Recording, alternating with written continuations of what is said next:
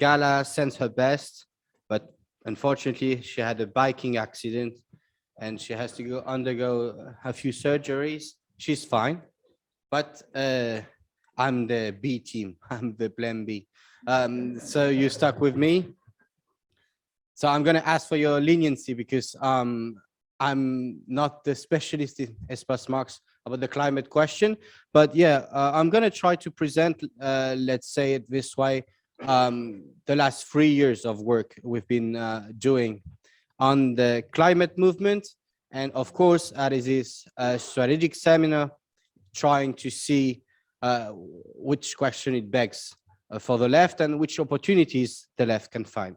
So please. So let's start with a bit of context. In the climate movement, meaning numerous demonstration, and then later on Fridays for Futures March, started in 2018. And in 2018, that's the situation in France. Macron has been elected for a year. He had, as a minister for the ecological transition, a very high-known media figure, well loved by some part of the French public. And this guy decided to resign on a live radio show, saying he didn't want to be a token of an inconsistent government. And a few weeks later, the first climate march in Paris happened. And so in 2018, there was at the start a very, let's say, two media discourses that were dominating the political debate. The first one was the idea that the people demonstrating for climate action were part of a citizen movement beyond political divides. They were whether left and right or everyone. We didn't know. And then starting in 2019, that it was a generational mobilization. You know, it was kind of the Greta Thunberg effect.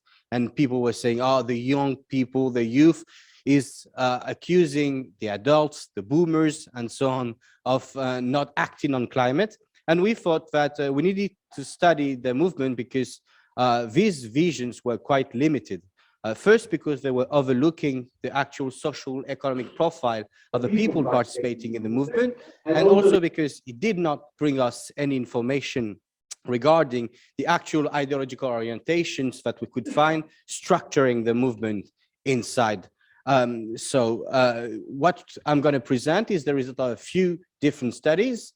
You can see here there are two climate strikes where we went and do questionnaires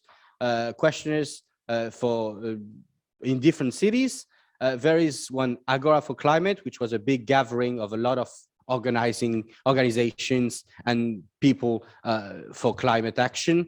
There is one in the big green circle, which is a petition.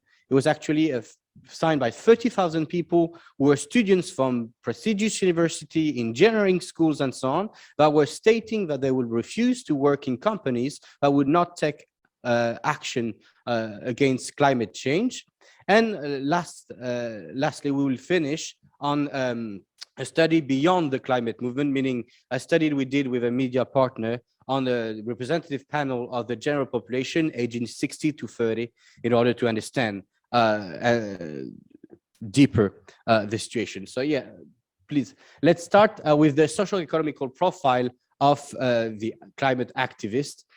Who is actually demonstrating in these marches for climate. So if you can see the graph, rather look at the screen than my face, you will see that there is an overrepresentation of management and higher intellectual occupation, specifically the people we're talking about later on, social cultural professionals from the sectors of education and research, healthcare, culture, and so on. And if we look in the next slide at the same social extraction from the youth that were actually demonstrating, we would find a social uniformity with this public, because as you can see on the graph, if we ask them what is the father holding as a labor position, the overwhelming presence of people from management position, higher intellectual profession is well seen in the graph presented. And despite the fact that it is in different cities and not in Paris, where these categories are already overrepresented in the population. So a dominance of very high educational level at the high school level and in terms of social extraction. Now, who's striking for climate? Meaning in the Friday for Futures March, the youth strikes, we could see like 50% of high schoolers, which is not surprising, 40% of university students. But inside, we asked them about their diplomas, about which section, which kind of studies they were following. And we can see that there is also a dominance of general education, meaning that professional and technical studies, which is the polite term in France, where to say like studies you follow to have more industrial work and where public classes are a majority, were really not represented in the movement. And same thing in university level, you have a dominance of humanities, literature, and political science, for example, in the people that are present in this demonstration that we study. So then we asked them to self-declare their position on the left-right axis in order to see who they believe they were in terms of politics. And you can see that in any demonstration that we surveyed, people majoritarily position themselves as far left, a little bit in the center, and not really in the far right, and very weak way in the right-wing part of the political spectrum. So the question we could ask is this positioning in the left could reshuffle, let's say, the political position? And this is an example of, we asked them once before the European election, who do you think you will vote for? And after the election, what they actually voted. And you can see that there is a clear picture right now is that people do vote for the Greens in a lot of ways. I mean, 30% thought they would vote for them, and actually in the demonstration later we saw that overwhelming majority did. And also for the left party, you can see on the second graph, it's 12% that's for the France Insoumise, whereas at the national level 51% of the people did not participate in the ballot. And actually, for example, the score of the La France Insoumise, 12%, is the double of what they actually did in the national level. So you see that there is an overrepresentation of leftist and green votes. Okay, and now in next slides, you will see that we also ask them if they are past or current members of political organizations or unions, and you can see that it is the case. 27% of the people declared a membership in one organization, which is really huge compared to the general population. And you can see LFI, La France Insoumise. The second one is the Green Party, then the Communist, Generation Socialist, and on the other side, CGT is the main union in France, and so on. So you have a very, very specific population. So let's go to the next graph. And this is actually a way we try to represent the movement. So the huge circle with the dotted lines, we called it environmentalism, meaning like in a lot of national surveys, 95% of the population declared that they believe that we could risk an ecological disaster if we were not taking action against global warming and so on. So we thought that climate skepticism was a very marginal phenomenon in France and could not be an indicator of who's supporting the movement, who's not supporting the movement. So we created a lot of indicators, like, do you support Greta Thunberg or not? Do you believe that we should invest in renewable energies? And we asked them a lot about what they would do individually speaking for climate, maybe reducing meat consumption, taking less transportation, and so on. And this is the picture we have of the movement. So you see there's the first circle is the mobilized core, the ones we were talking. It's on the left part of the spectrum, and on social classes quite high. You have the petition around it, which is like a lesser way of politically participating, which is, but still in the same social and ideological area. And then you have the support of the movement, which is the big circle. And we saw that people supporting the movement, supporting Greta Thunberg and so on, were people from the left, meaning that the media discourse about a movement that was not neither left was actually not true, and that being part of the left will be a significant way of supporting the movement, even if you do not participate. So basically, this graph is trying to show two things. There is one social boundary, meaning the higher your class is, the more likely you are to participate in the movement actively by signing petition, organizing demonstration, and so on. And this is like a weak boundary, meaning that people from the lower part of the spectrum in terms of social class will actually have a really positive stance toward the movement without participating. And on the other side, you have an ideological boundary, which shows that the more you're right wing, the less likely you are to participate, and including other question that participating or supporting the movement, meaning that people who did answer, I don't like Greta Thunberg, I don't support her, were people from the right wing. It was not a question of generation, for example. It was not young people liking her and old people not liking her. It was people that were right wing, did not like Greta Thunberg. People from the right wing were less likely to support renewable energy, and so on and so on. So this was a representation of the movement. Now, I'm going quick. I hope you will have questions at the end, but there is so much to cover. So now that we have like a kind of idea of the social extraction, social profile of the people mobilizing against climate inaction and against the leniency of the government in terms of climate action, we needed to understand if the people inside the movement were, let's say, a homogeneous group, or on the other case, they were on the other hand, like I would say, they would divide according to different ideological orientation, if they would divide on different questions, and which were these questions.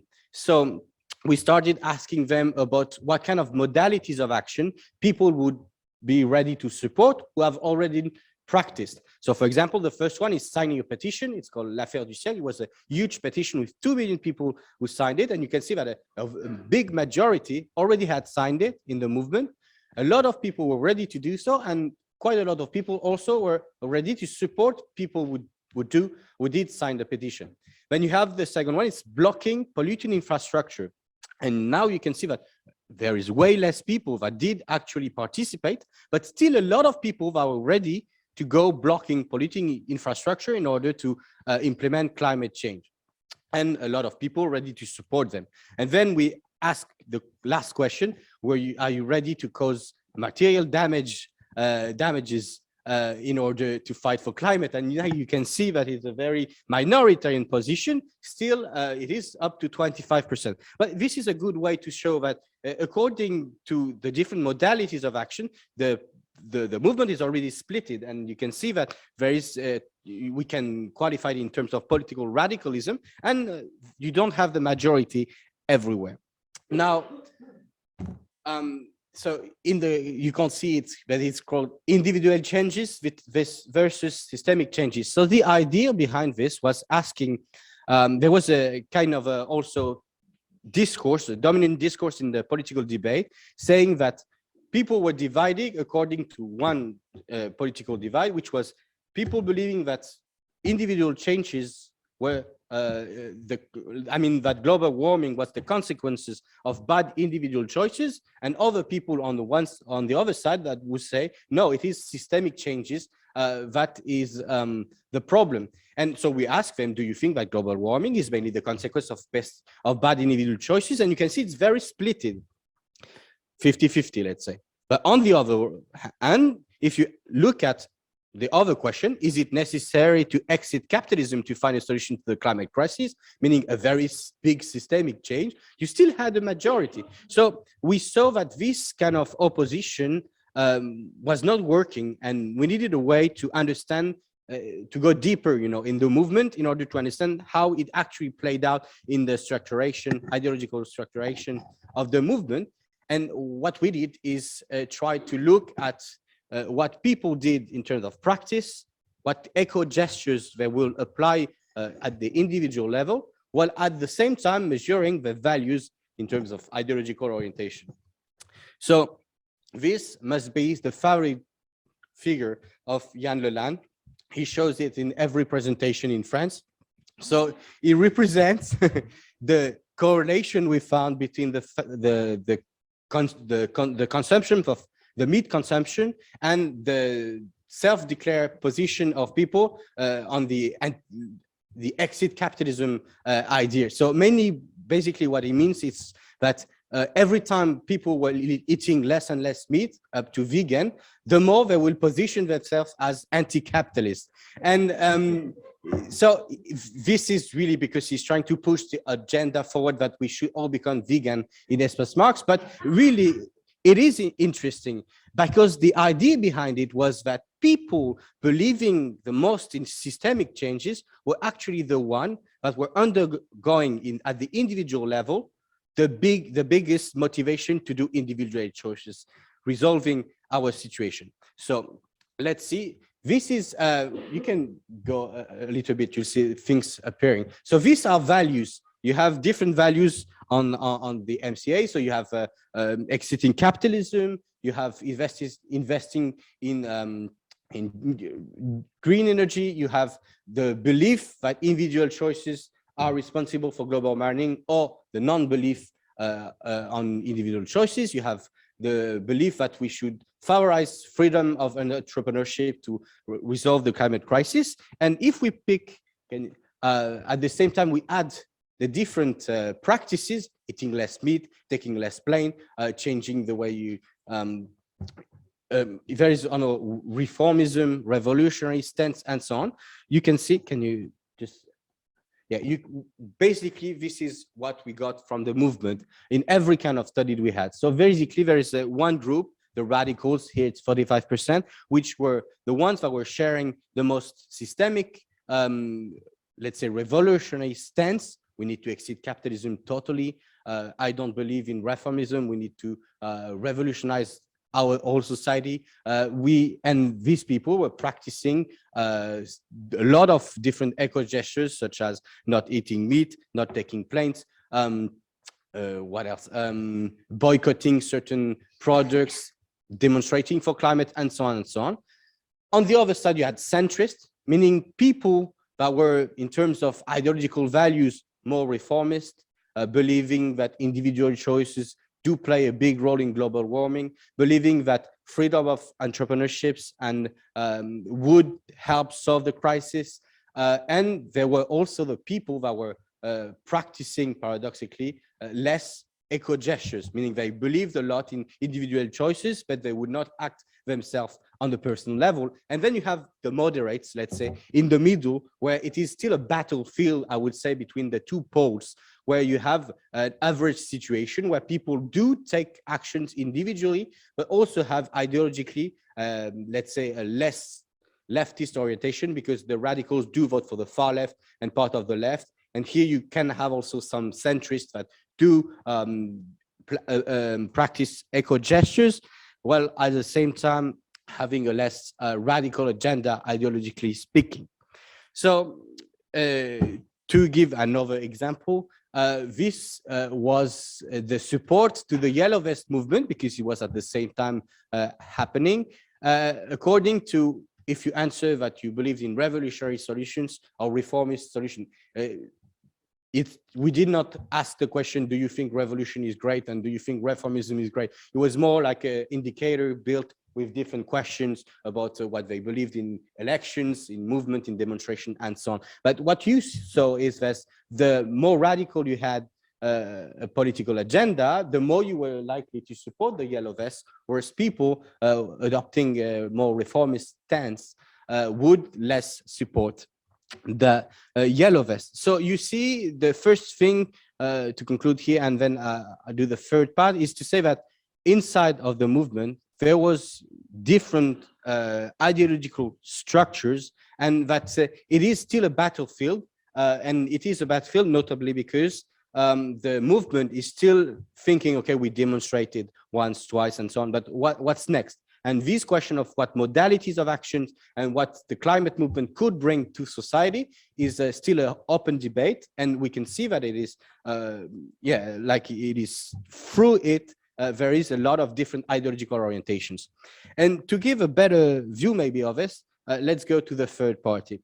So the third party is called Ecology Beyond the Movement, because so it is on a representative panel of the general population, except for the fact it is from 16 to 30 years old.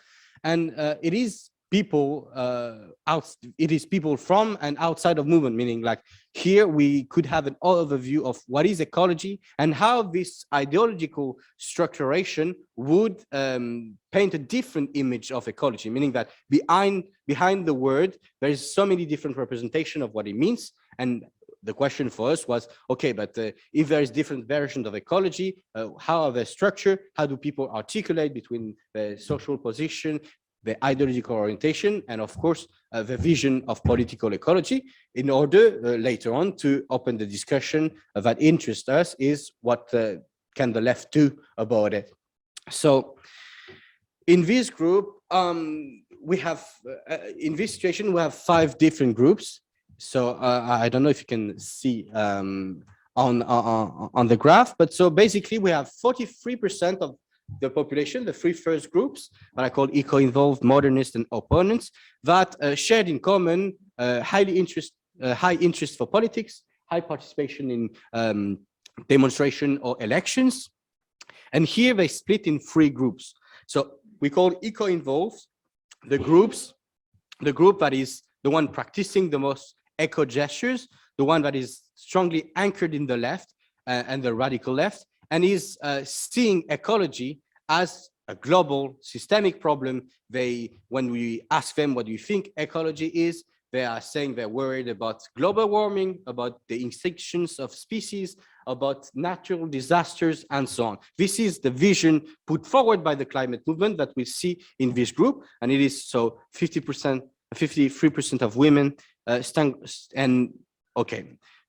they are the one practicing the most eco gestures. Then you have the modernists. We call them this way because, their stance in ecology was a bit different. They would define ecology in a very different way. Their focus were mainly, for example, cleanliness of cities, pollution, lifestyle hygiene, I would say. They also had an ideological stance that was very clear, meaning they would not oppose so much capitalism. They would believe that free market economy is compatible with climate action, and specifically because they had a very positive stance toward technology, because we asked them, do you think technology can play a role? And these are the people that believe that with freedom of, that firms can be actors of climate change, that technology can sustain a way to go forward. So their anchorage politically is more in the center and the right, and there is an overrepresentation of active workers inside of it, and specifically workers from a, let's say, high social extraction. And then the opponents, so their relationship to the climate movement is basically opposition. They do not support it. They are you can find in the group climate skepticism for sure, but it is a strong anchorage in the right and the far right. Specifically, you have a lot of blue collar workers, this kind of population, and they do not share. They do have ecological awareness, but they would see ecology as a question of preservation of the landscape. They see ecology as a threat when they call it. They see it as a threat when regarding climate migration, for example. So this is the subject they were putting forward, and the main subject they were putting forward was security, immigration, meaning that they had other focus also. And then you have 2 other spaces, the space of distant support. So this is another very heterogeneous group where you had, let's say, a population that have a low electoral participation, that do support the movement, but that do not seem to see ecology as the main prism to which you can see politics, meaning, so they would have a positive stance in so many ways. And this population is kind of voting as the general population, meaning that ecology is not a domain that push them towards one or another agenda. And on the other side, you have the space of apathy, and I'm going to conclude, promise, which is, let's say, I will be able, if you have questions, to go further in details in this group, because I'm really, really quick. But the space of apathy, it is people that, let's say, look a lot like opponents. They do not, let's say, see ecology as a main issue, and they do focus on a lot of other subjects, and they have a very distant, let's say, relationship to to ecology. So the next graph was a way, and I will show it later in the question, to see how these groups are actually participating politically and voting. But let's go to the last slide and try to conclude in a few words. So the idea was first that there's a paradox of political ecology. First, because it appears to become a very consensual, big subject when I say that 95% of the population believes that there would be an ecological disaster, that every party is starting to talk about political ecology. But first of all, we can see that there is different visions of ecology, that ecology is a battlefield. And inside of this battlefield, we can see that the ideological orientation of individuals outside of ecology, meaning their relationship to the free market, their relationship to the state, to different institutions, and so on, is still playing a real big role in shaping the prism through which people see ecology, political ecology. Then how does ecology articulate with the left party? What our study shows is that the more radical your leftist agenda is, the more ecology turns not only as a support to a cause, but as a practice in individual life, but also in collective actions, demonstration, and so on and so on, which is begging the last question: how do we converge with other struggles?